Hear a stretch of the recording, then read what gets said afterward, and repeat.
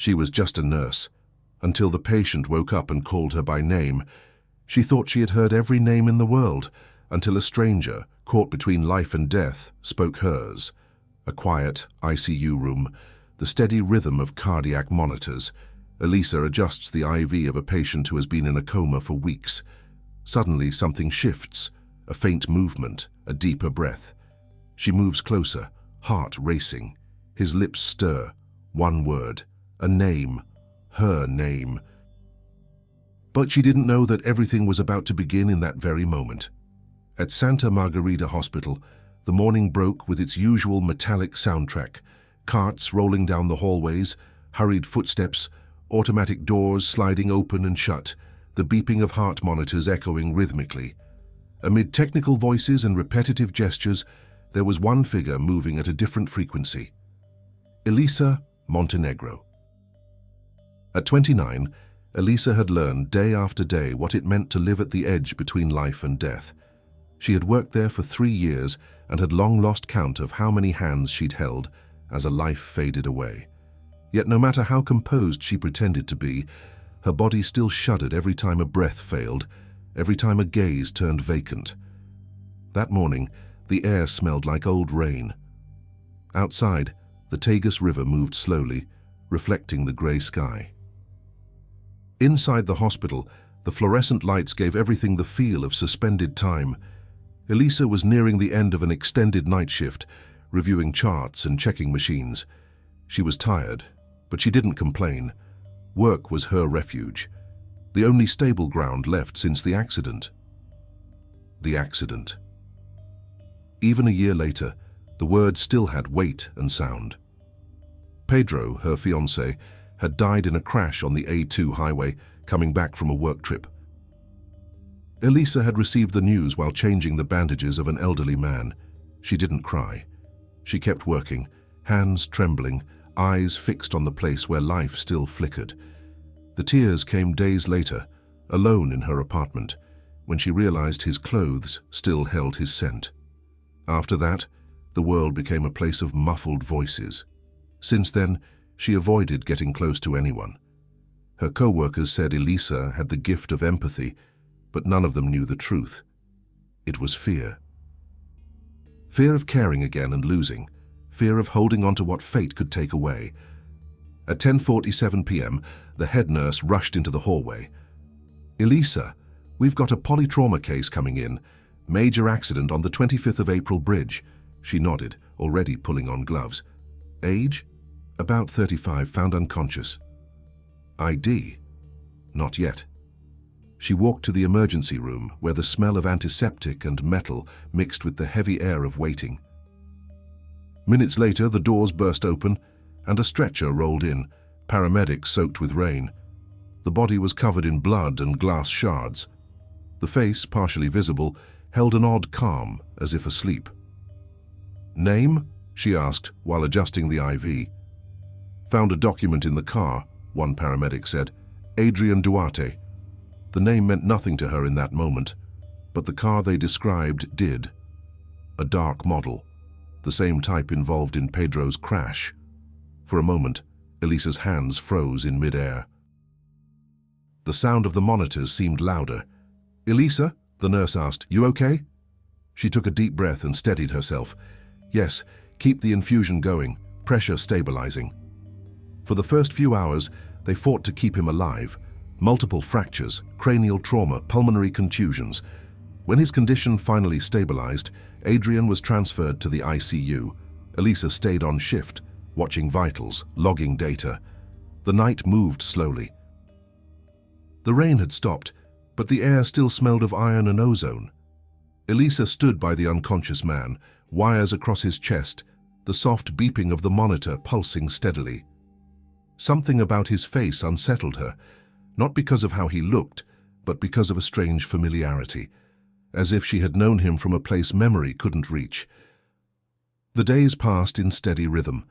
The patient remained in an induced coma.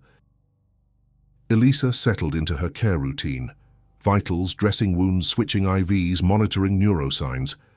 Over time, she began talking to him, not because she thought he could hear her, but because she needed to speak. Mr. Duarte, the sky cleared early today. The Tagus looked calm. She smoothed the sheets, eyes distant. Some say those who sleep like this can hear what happens around them. If that's true, I hope you hear the good news. It was her way of filling the silence. That hospital bed had become a mirror, and she spoke to him the way one speaks to a ghost. One afternoon, as she checked his vitals, she noticed a slight twitch, a muscle beneath the skin, almost imperceptible. The monitor's rhythm stayed the same, but something in the air shifted. She leaned in, watching his still face. "Adrian," she whispered, "can you hear me?" Nothing. Only the machines. Still, something inside her knew. Something had changed. The next night, the hospital was silent. Dark hallways, windows glowing with the pale light of the city. Elisa was reading a report when the monitor beeped differently. She glanced at the screen. His heart rate had quickened. She ran to the bed. His body stirred slightly. His fingers twitched. She leaned in, searching for signs, and then she heard it. A faint sound, rasped and distant, like a whisper crossing from another world. His lips moved. Just 2 syllables. "E-li-sa." Time froze. She stepped back, stunned. Looked around as if someone might confirm what she'd just heard, but they were alone. The monitor returned to its regular rhythm, his body stilled. Elisa stood there, heart racing. It couldn't be. He didn't know her. They had never met. But that name, her name, had come from the mouth of a man still hovering between life and death. She stayed beside him for hours, watching every breath, every subtle shift, until dawn. And when the sun spilled through the window, she realized something had changed, not in him but in her. The world, once sterile and predictable, had awakened again to the mystery of the unexplainable. The hours that followed that whisper blurred into a kind of haze. Elisa remained by the bedside, watching the unconscious patient the way one watches a memory on the verge of fading. His voice, her name, still echoed in her mind, silently repeated like a sound that shouldn't exist in that sterile space.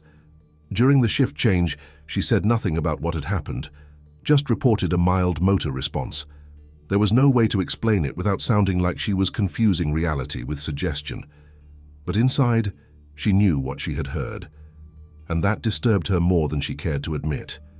She tried to distract herself during the day. Left the hospital, walked to the corner cafe, ordered the usual and simple toast and black coffee, and stared out at the city through the window. People moved quickly, unaware of the storm within her. The world went on. But an invisible thread kept pulling her thoughts back to that room, to the man who shouldn't have known her, and yet had spoken her name with unsettling precision. By the time she returned to the hospital, the night shift had begun. Same cold lights, same antiseptic air, same hallway that had become routine, but everything felt different. She walked slowly to the ICU, hesitated at the door. Once inside, she noticed the monitor's rhythm had changed. The heartbeat was stronger. Dr. Azevedo, the attending physician, stood nearby. "The patient is showing reflexes. That's a good sign," he said, without looking up from the charts. "He might wake up in the next few hours." Elisa nodded, but kept her eyes on Adrian's face. He looked more alive.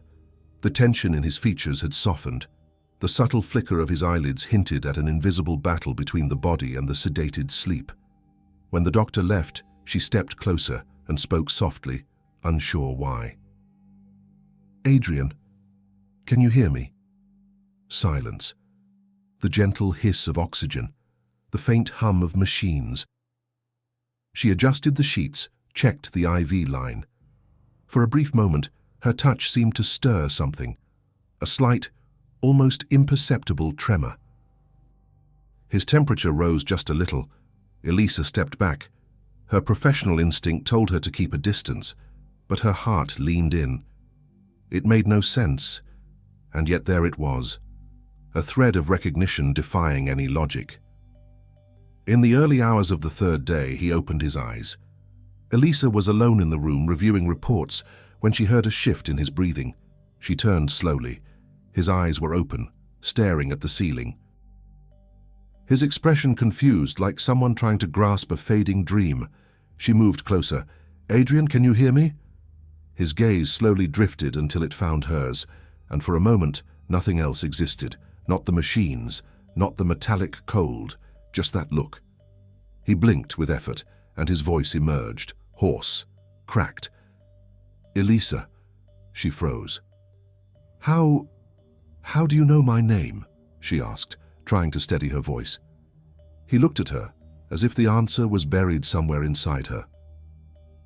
But his eyes were lost, teetering between memory and confusion.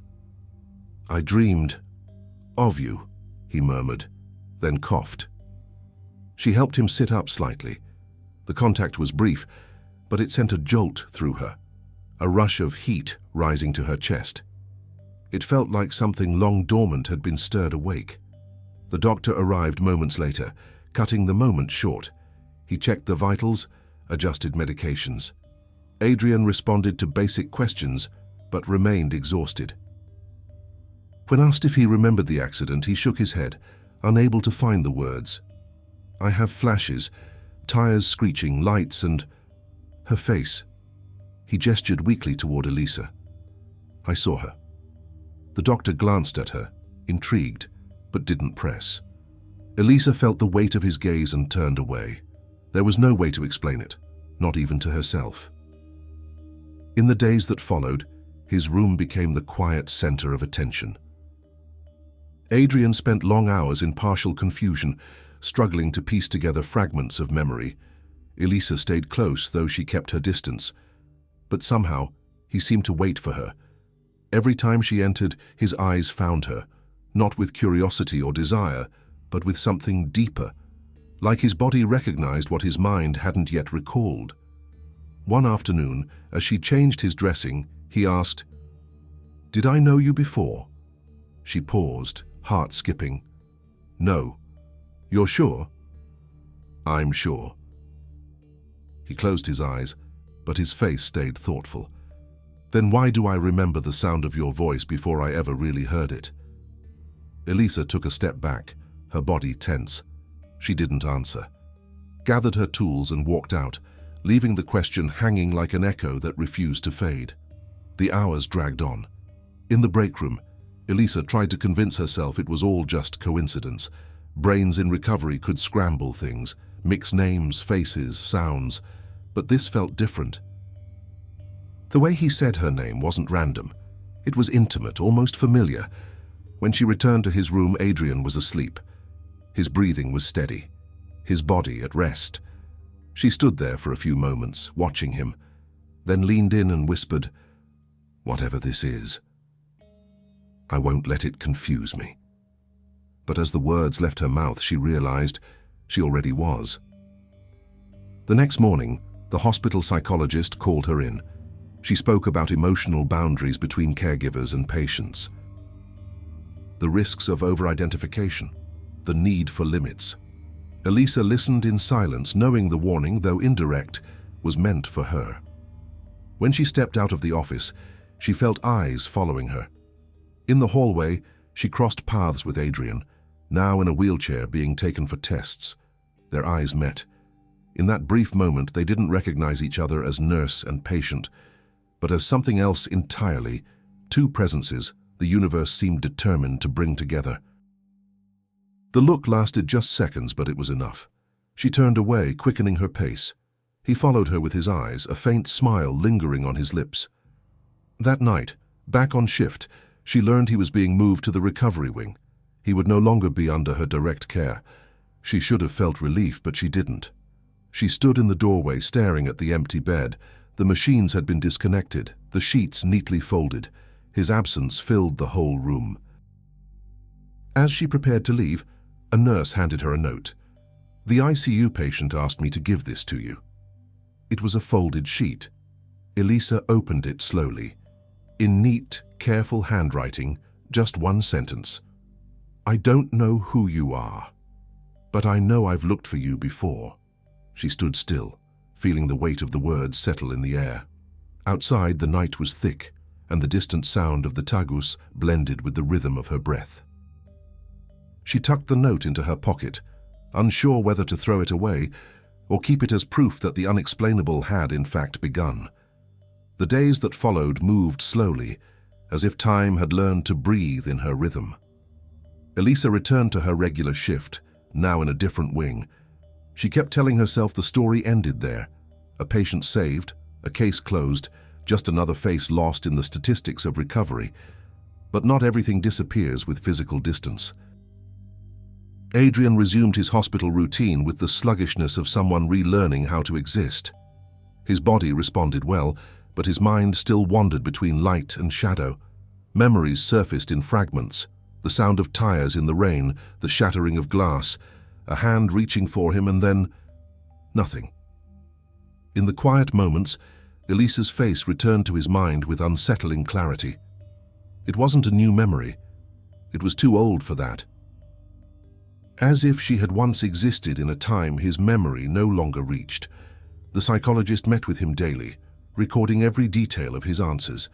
But he never spoke about Elisa. He preferred to keep the mystery of her presence to himself, that presence which somehow gave him breath every time he remembered her. One afternoon, a soft rain covered the city. The air held that metallic scent that comes before a storm. Elisa went down to the empty cafeteria for coffee. She sat alone, head in her hands, when she heard the scrape of a chair across from her. She looked up. Adrian, pale, still bandaged, wearing hospital clothes and leaning on a cane. "Sorry for showing up like this," he said, his voice still rough. "They told me you were on shift." Elisa took a deep breath. "You shouldn't be walking around alone." "I know, but I couldn't stay in the room." Silence settled between them for a few seconds. He studied her face with quiet intensity. Elisa turned her gaze to the window where the rain was growing heavier. "I came to thank you," he said at last. "They told me you stayed with me, when I was still between both sides." She nodded flatly. "It was my job." "Maybe, but it feels like more than that." She looked at him, her tone clipped. "Don't mistake gratitude for destiny." The words landed sharper than she intended. He smiled, but there was a shadow of sadness behind it. "Sometimes, they're the same thing." The rain filled the silence. Elisa finished her coffee and stood up. "You need to get back to your room. I'll ask someone to escort you." "No." He gripped the cane with resolve. "I just needed to see you." She paused for a moment, unsure if she was annoyed or moved. There was something about him, fragile yet familiar, that stirred something ancient in her. She left without responding. But later that night, back in her apartment, as the rain tapped gently against the glass, she thought of him, not with anger, but with a kind of curiosity that brushed the edge of fear. The days passed, and the coincidences began to pile up. While reviewing transfer reports, Elisa discovered that Adrian lived just a few blocks from where Pedro, her fiancé, had died. The date, March 17th. The exact time, too, 1 year apart. 2 collisions of metal and blood. It seemed impossible, yet there it was. She tried to ignore it, but fate kept nudging. One morning, Adrian mentioned that his clearest memory before the crash was a song on the radio, the same song that had played the night Elisa and Pedro spent their last evening together. She didn't react, but her whole body responded with a shiver she couldn't hide. "Do I bother you?" he asked, noticing. "No. Feels like I do. It's just a coincidence." "Coincidence doesn't repeat dates and songs, Elisa." She walked away without replying. His tone was calm, but his conviction unsettled her. She sensed that this man knew more than he let on, and the fear of what lay behind that knowing made her want to run and stay all at once. As the weeks passed, Adrian was granted partial discharge. He'd continue with physical therapy and neurological follow-ups, but was allowed to leave under supervision. Before leaving, he stopped by the nursing station and left an envelope for her. Elisa found it at the end of her shift, resting on the desk. Inside, an address and a short note. "Sometimes the mind forgets to protect the heart. But destiny sometimes insists on remembering. She stood still for a long time staring at the paper, unsure if she felt anger, curiosity, or simply exhaustion. In the end, she folded the note and tucked it into her planner. 3 weeks later, fate called her again. A community health event on the outskirts of Lisbon gathered volunteers, doctors, physical therapists, nurses. Elisa was selected to represent the hospital. She arrived early, the cold wind carrying the scent of the sea. And there he was. Adrian, surrounded by recovering patients, calmly offering guidance in a way that didn't match the man she remembered. When their eyes met, time paused. He smiled. She stood still, then approached, not out of desire, but out of the need to understand. "Destiny is persistent," he said gently. "Or maybe Lisbon is just small." "No." He looked at her in a way that broke through every defense. "It's destiny." Elisa turned her gaze. "I don't believe in that." "I didn't either, until I woke up saying your name without knowing why." She said nothing. For a moment she wanted to leave, but stayed.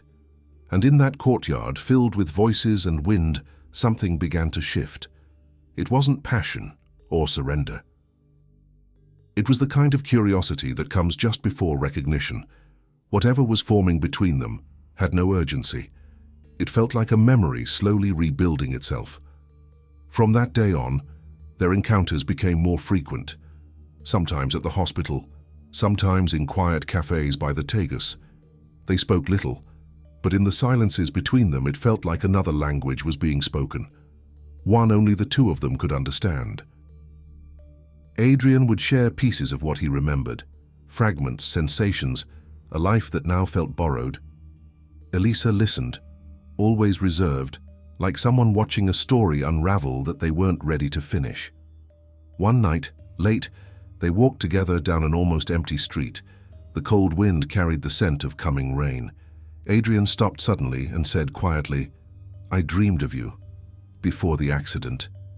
She looked at him, serious. Dreams aren't memories. This one was. Of what? A car. A curve. Someone screaming your name. Elisa went pale. "That doesn't make sense." "It does, if time isn't what we think it is." The distant sound of the river seemed to pause.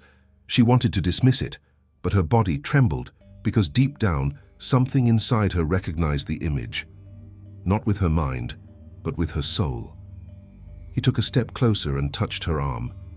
A brief, respectful gesture, full of meaning. "I don't know who you were in my life before this, Elisa. But I know I owe you an explanation." She stepped back, took a deep breath. "Maybe that's what destiny wants, for us to find out. And what if destiny is just repeating a mistake? Then let's finish what we couldn't the first time." His eyes lingered on hers, and the silence that followed spoke louder than any promise. That night, lying in bed, Elisa couldn't sleep. The ticking of the clock sounded like a metronome of memories.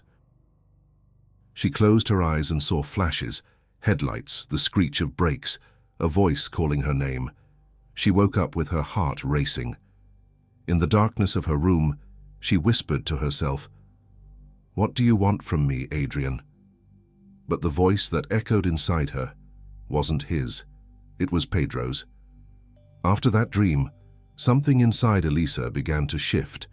It was as if an invisible crack had opened beneath everything she once believed was solid. The days grew heavier, weighed down by questions she couldn't bring herself to ask, and the discomfort of a coincidence that refused to fade. At the hospital, she tried to maintain the routine, measurements, reports, long shifts in silence. But her focus wavered and Adrian's face kept returning. Between wound dressings, during coffee breaks, even in dreams she could no longer control. She began to suspect that the past, the one she had fought so hard to bury, was clawing its way back to the surface. One afternoon, flipping through old medical files, she saw his name again, uninvited, Adrian Duarte. It was the initial report from his admission after the accident. The date, the location, the model of the car. She held her breath. The car, same model, same year, same color as Pedro's. And more, the name of the insurance company was the same. A chill ran through her body. She stood up slowly, crossed the hallway without looking at anyone, and walked out. Outside, the wind sliced through the end of the afternoon. The city felt distant, as though nothing existed but the sound of her unsteady heart. At home, she pulled an old folder from the back of her closet. Pedro's accident file was still there. Photos, reports, the official investigation. She read line by line until she found it. The section about the brake system failure. The name of the company responsible for the maintenance, Duarte and Mendonça Transportes.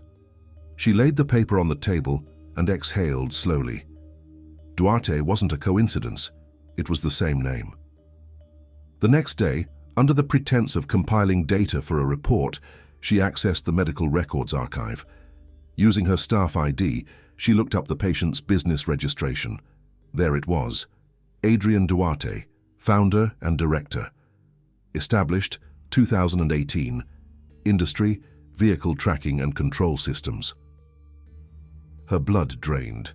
Her hands trembled. Everything began to fall into place, and with each new piece, breathing became harder. The memory of Pedro, the car, the time, the rain, all of it twisted around a name she now knew too well. She left before anyone could see her, walked all the way to the riverside. The water was rough, small waves slapping against the stones. She stayed there for a long while, not crying. There's a kind of pain that doesn't produce tears, only silence. 2 days later, she saw Adrian again, or maybe fate had simply decided to stop waiting. He was outside the hospital, leaning on his cane, looking exhausted. "We need to talk," he said. She hesitated, but followed him to a quiet cafe. Inside, the air was warm and dense. The scent of fresh coffee mingled with aged wood. They sat across from each other. The silence was thick, almost unbearable. "You already knew," she said at last. "Knew what?" "That I was connected to the accident." "No, Elisa, I only just found out." "Found out what? That the company you founded developed the system that failed?" He didn't respond right away. His eyes drifted, as if searching for a version of the truth he could bear to speak. "I didn't know the system had failed.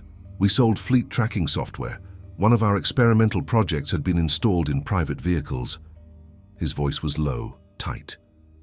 "There was a malfunction, but the internal report never reached me." "And the car that killed Pedro, it was part of those tests, wasn't it?" The name fell from her mouth like a blade. He closed his eyes. For a moment, silence stretched the room.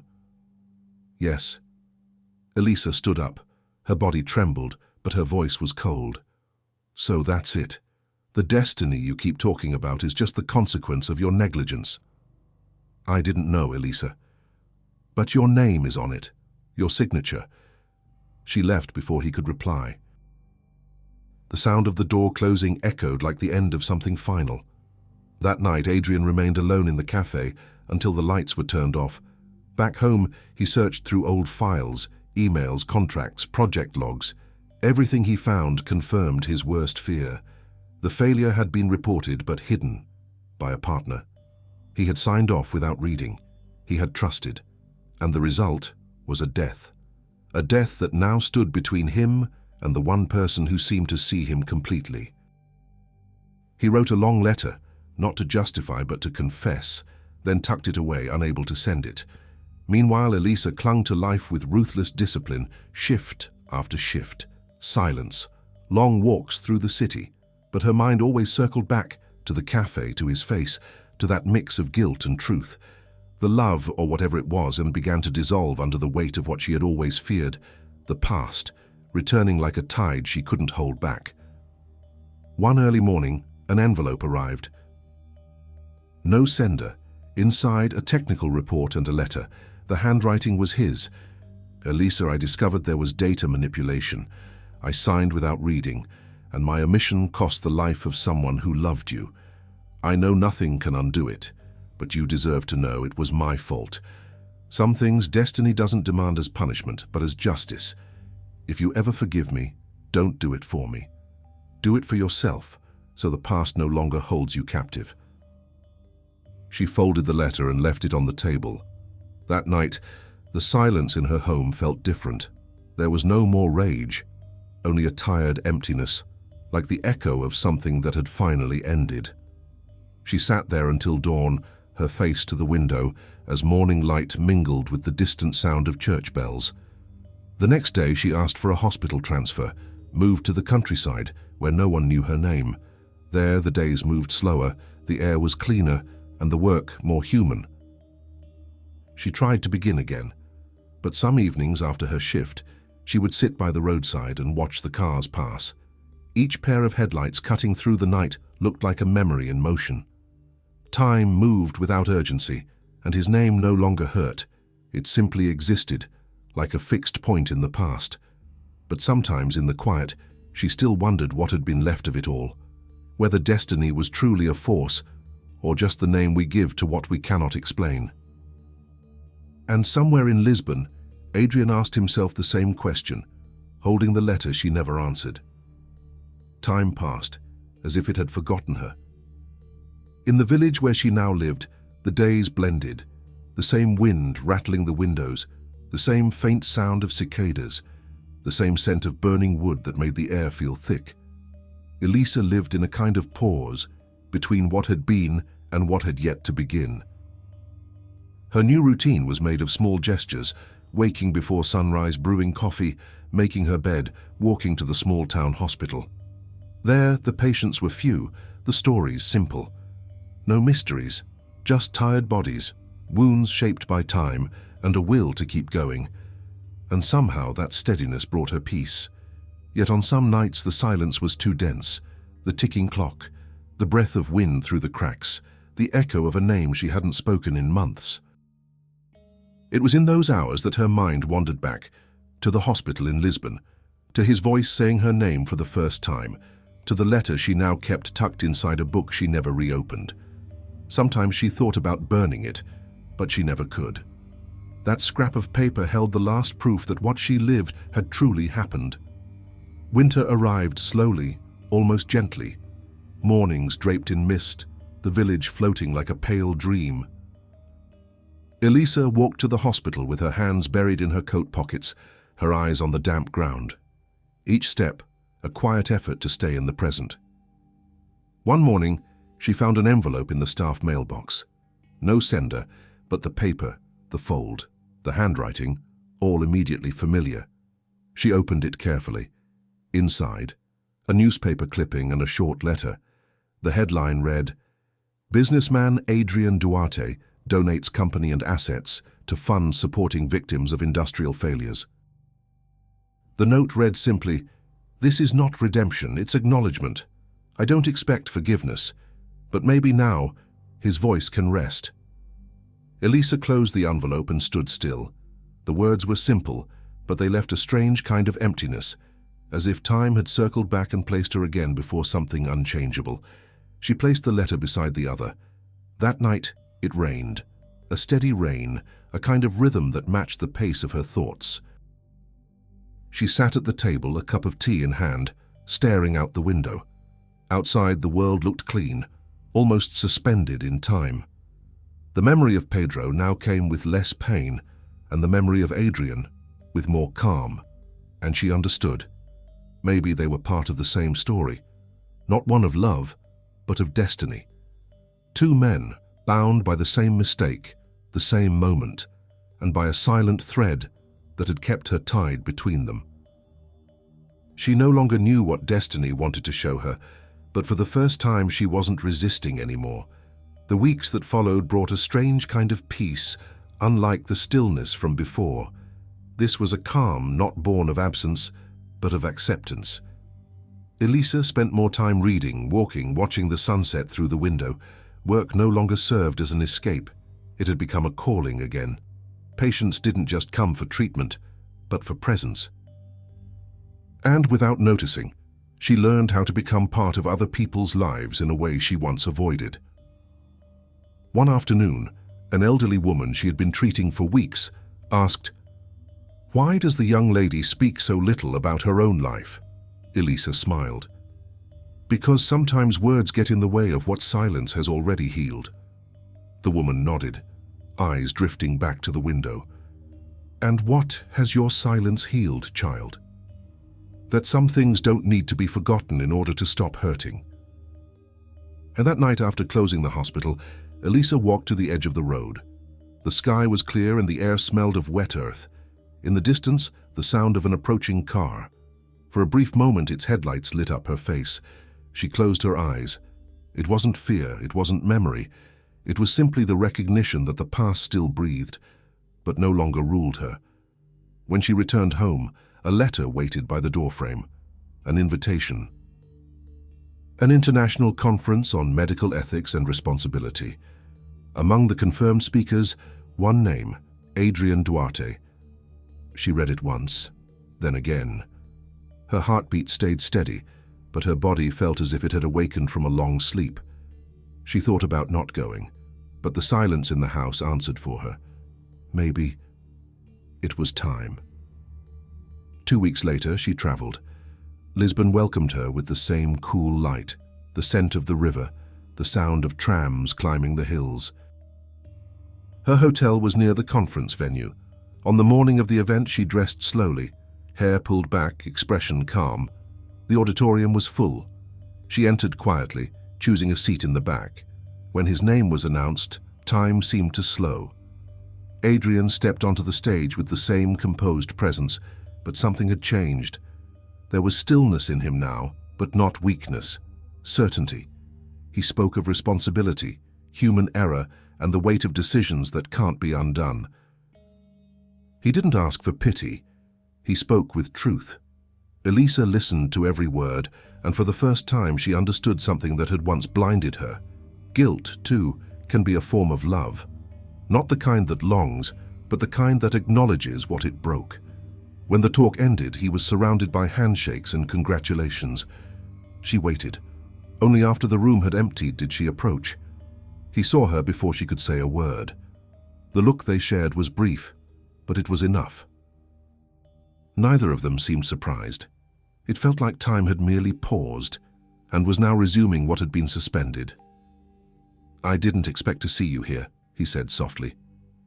"Neither did I." "So, did you come to listen or to find closure?" "I think both." He studied her for a quiet moment. There was tenderness in his eyes, but also reverence. "You've changed. Time does that. Time and pain. Sometimes. They're the same." He nodded. The silence that followed was familiar, but lighter now, more seasoned. "Thank you for coming," he said. "I needed to understand." "And did you?" "That no one walks away untouched from the truth. And that guilt is never only one person's." He exhaled deeply. "Can you forgive me?" She looked at him, unwavering. "I'm not sure forgive is the word. What I feel now is peace. Peace is what remains after forgiveness has already happened." She lowered her eyes, then met his again. "I don't know if destiny meant for us to love or just to recognize one another. Maybe one is the path to the other." They stood there for a while, side by side, unhurried. Then she said goodbye and walked toward the exit. As she reached the door, his voice, soft, almost a whisper, called out behind her, "Take care of yourself, Elisa." She didn't answer, only turned back once. His face was calm, his eyes steady, and time, finally, where it belonged. Outside, the city pulsed. Elisa took a deep breath and walked. The breeze from the Tagus carried a new scent, not of memory but of beginning. That night, after the conference, the city felt quieter than usual. Elisa wandered the damp streets with no destination, as if each step were a rehearsal for something unnamed. The reflected lights on the cobblestones created a kind of duality, a visible world and another submerged one, suggested only by glimmers. That's where she moved now, between what she could touch and what she only sensed. She reached the riverside. The wind blew cold, the water's sound deep and constant. She stood for a long time, watching the flickering reflections of the street lamps on the waves.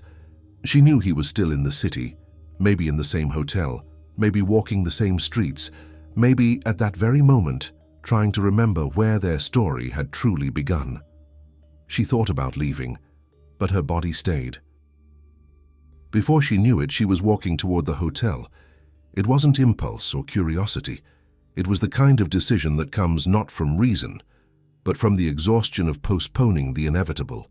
The lobby was nearly empty. An attendant recognized her and quietly pointed to the floor. She went up. Her heartbeat was steady. There was no fear, just clarity about what needed to be said. The door was ajar.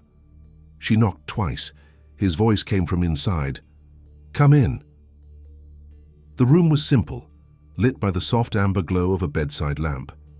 Adrian sat by the window, staring into the darkness over the river. When he saw her, he didn't look surprised, just nodded gently, as if he'd been expecting this for a long time. "I didn't think you'd come," he said. "I didn't think I would either. But you did." "Yes." She stepped closer, standing before him. The silence was thick, not heavy, but sacred. A silence that asked to be honored, not hurried. "I needed to understand," she said at last. "Not about the accident, not about Pedro, about us. What do you want to understand? Why you recognized me?" He inhaled deeply. "I can't explain it. When I woke up, your name was there, as if I'd kept it safe, even before I met you.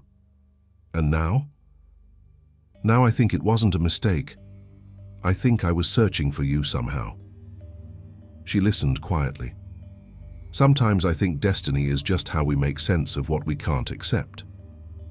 "Maybe. But if that's true, then the meaning I found was you." The words hung in the air. There was no romance in them, only truth. And that truth weighed heavy because it made no promises.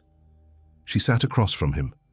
The wind pressed against the glass, and the sound was like breath. "Adrian, what happened can't be changed. Pedro is gone. And you carry part of that. I know. But I carry the rest, the part of surviving. And sometimes that's the harder part." They looked at each other for a time beyond measure. A gaze without blame, without demands, just recognition. Two survivors of a story that began before them and ended here. She stood and walked to the window. Their reflections met in the glass. He seated, she standing, both wrapped in the warm amber light that blurred the line between memory and reality. "Are you leaving tomorrow?" she asked. "Yes. Selling everything, closing what's left of the company. After that, I don't know." "And if we never see each other again? Then let this night be enough." She turned toward him. There was no longing in his eyes, only gratitude. The same gratitude she felt, though she hadn't yet named it. She stepped forward. He lifted his gaze, their eyes locking one last time. She raised her hand and touched his face, a simple gesture of forgiveness, needing no words. He closed his eyes. The touch, brief, final. "Adrian." "Yes." This wasn't chance, but it wasn't love either. It was something love left behind. He smiled gently. "What remains when love leaves?" "The truth." She kissed his forehead slowly, as if blessing a memory. Then she turned, picked up her coat, and walked to the door. Before leaving, she looked back one last time. "Take care of yourself, and if you can, don't come looking for me." "I don't need to. I've already found you." She didn't reply. She left. The sound of the door closing was almost inaudible. But the entire room seemed to breathe differently after. Adrian sat still for a long time. The scent of her perfume lingered, faint, almost imperceptible. He opened the window and let the wind in. The sheet of paper on the desk, a copy of the letter he'd never sent, lifted into the air and fell to the floor. At the bottom, one line handwritten: "If love ever returns, May it find in us the silence it left behind. He bent down, picked it up, and slipped it into his pocket. Then he looked out at the river, where the lights danced on the water. Nothing more needed to be said. The cycle had, at last, closed.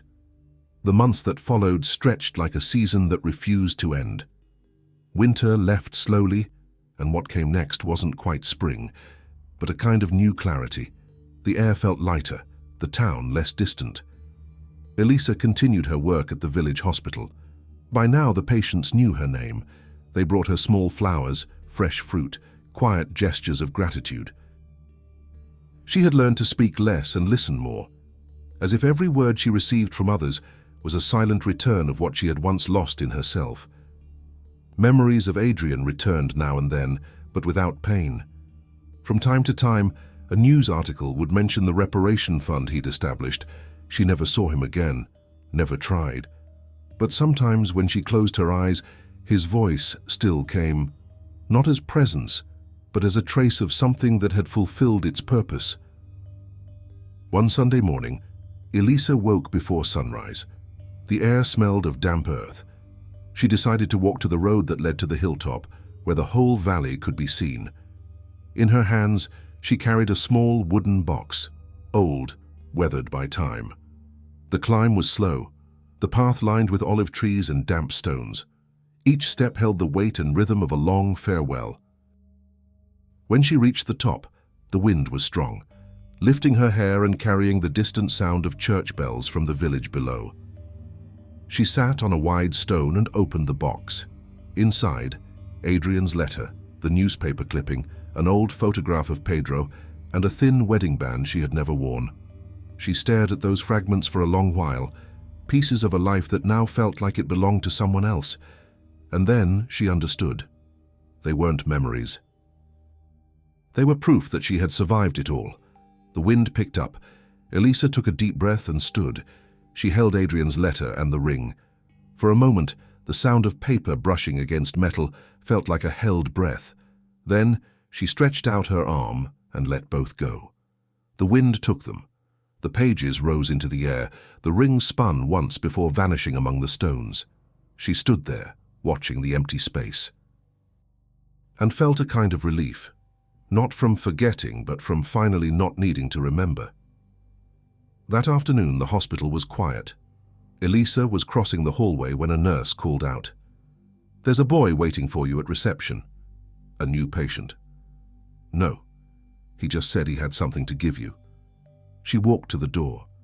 A boy, about 12, in a school uniform, held out an envelope. "The man from the boat asked me to give you this," he said, pointing to the dock below. "What boat?" "A small blue one. He's already leaving." Elisa hurried down, the envelope in her hands. When she reached the dock, the boat was already drifting away, cutting through the glassy surface of the water. She couldn't make out who was aboard, only a silhouette, turned toward the horizon. She opened the envelope. Inside, a folded page and a card. The card bore the name of a foundation for victims of industrial accidents, with a small inscription, "Pedro Montenegro Project." Coordinator, Elisa M. And on the page, handwriting she recognized instantly, "Some stories don't need a new beginning, just continuation. Your courage gave meaning to what fate had broken. Thank you for letting me be part of what now blooms. A." Elisa read it slowly, her eyes fixed on the words as they seemed to dissolve into the wind. Then she folded the letter and placed it in her coat pocket. She didn't cry. Her whole body was at peace. The sun began to set over the river, tinting the water in golden hues. She stood there watching until the boat disappeared completely, and then she realized the past no longer weighed on her, the future no longer frightened her. There was only the moment, complete, precise, enough. That night, she wrote a letter with no recipient. It wasn't for Adrian, it wasn't for Pedro, it was for time itself. I've learned that love isn't always about fulfillment. Sometimes it's about transformation. That guilt can be the quietest way of saying something mattered, and that silence, once it matures, becomes another form of faith. I no longer seek answers. I just want to keep going, light, wherever fate allows me to pass. She folded the letter, placed it inside the same wooden box and tucked it into a drawer. The sound of the wind against the windows was the same she'd heard so many times at the hospital. But now it didn't echo pain.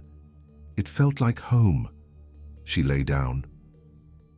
Sleep came without resistance, like a rest long awaited.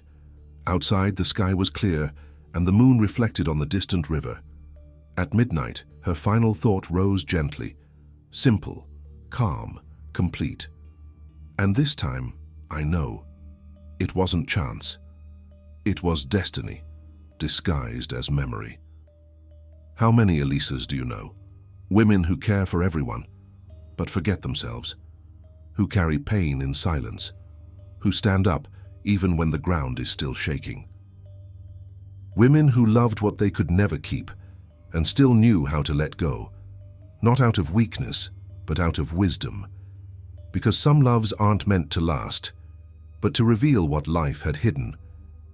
Elisa learned that late, but fully, that healing doesn't come from those who leave, but from who we become after.